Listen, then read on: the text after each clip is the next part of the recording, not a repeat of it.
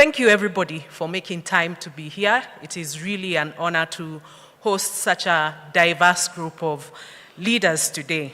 So my job, as I said, is to anchor the conversation that we are having around women in leadership in the healthcare space.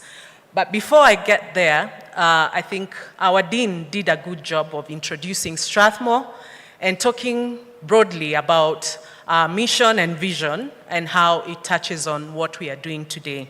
So mine, before I just get into the women in healthcare, is also to showcase what Strathmore is doing. So we are not just hosting this conference in collaboration with the Kenya Healthcare Federation, but we are also intentional in developing the future leaders, particularly the women leaders for this continent. So, of course, something that didn't come up, Strathmore, if you look at our graduation rates all the time, we almost have a 50-50 split between men and women, something that we are proud of. Another statistic is around the many women development initiatives that are run by the university. So allow me to just kick off that with just sharing a few of those women development initiatives that are run by the university. As our dean said, critical to our mission is service to society. And I believe all the different speakers that have come through have spoken about the need or made a case for the advancement of women. Just to share a little bit on that case of, for the advancement of women, evidence has shown that women leadership and political empowerment is linked to more inclusive policy making that represents the concerns of families, women, ethnic and racial minorities.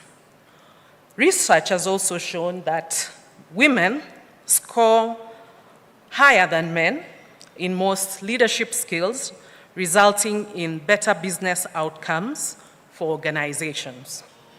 Again, research has also shown there's a strong correlation between gender diversity on corporate boards and financial performance.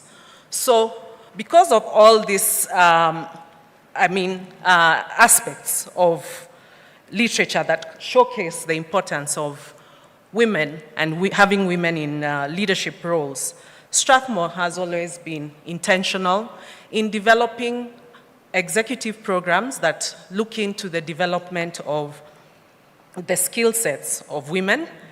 We have also been intentional in ensuring that our academic programs are proportionally represented by both women and by both genders. We have also ensured that in our research, we are also advancing the role of women. So our goal is really to spearhead the women's leadership and economic empowerment. But beyond that, we are also looking at how we can enhance the work-life integration skills for women. We also want to see an increase of women in senior management roles and decision-making roles. So again, here we can have a leadership role, but you're not a decision maker, or you're not in an influencing capacity. So critical is not just to give the ladies a seat at the table, but to also give them the powers to make decisions.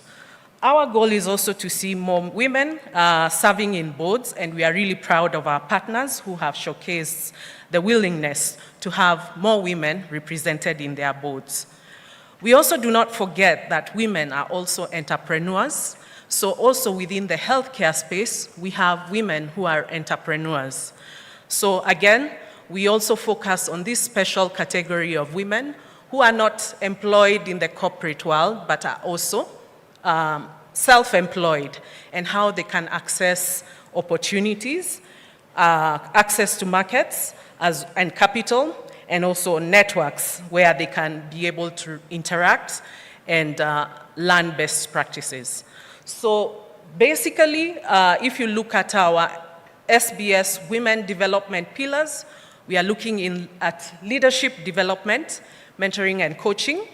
We are looking at developing entrepreneurial skills, and this is core to the university across the board. So we start with them when they are in undergraduate, all the way to when they leave, and we always give them the two paths in terms of career. So you can either be employed or you can start your own employment. And of course, collaborative networks such as this, where we can come together and celebrate our achievements, but also share different ideas and support one another. So some of the highlights of the women development initiatives that we have under the leadership and coaching.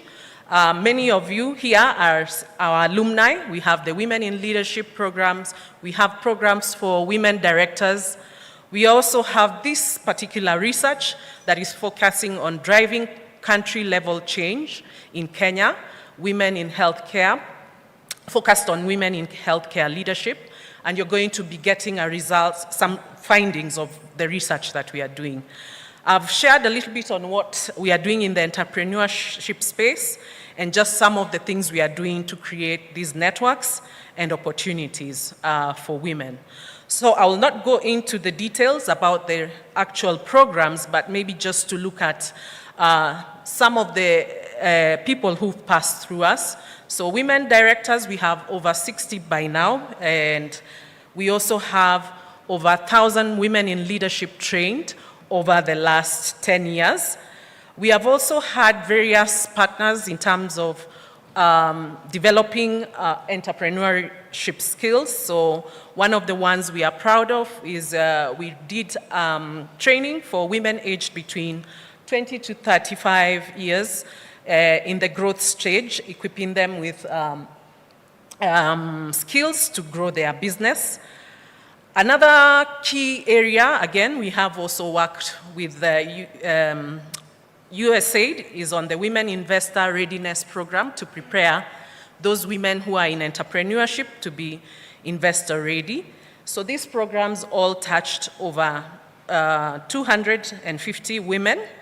And we also have another new program which is targeting our religious women. So those who know about the religious sector, you'll find a lot of the hospitals or service providers in the healthcare space are also supported by the religious. And we have worked strongly with these religious to support them to run their hospitals and any other social enterprises related to health and other areas so that they are able to serve efficiently. I'm sure when Ida was talking about the marginalized, it is quite true that in Kenya, in areas where you don't find government, you will find the religious sisters serving in healthcare and any other aspects where human dignity is at risk. So this has cut across 4 countries, and we have trained over 598 religious running these institutions. In research, just to highlight, apart from what we are doing in the healthcare space, one of the ones I would wish to highlight is also a study that was conducted in Strathmore on enhancing the effectiveness of government procurement programs in achieving women's economic empowerment. Again, this was supposed to look at what are the barriers or the key issues that are preventing women from accessing the procurement opportunities that are coming up in government and how they can better access those opportunities. Healthcare sector is also included. And finally, the project that brings us here today and will be the anchor for this particular International Women's Day is the Driving Country-Level Change project.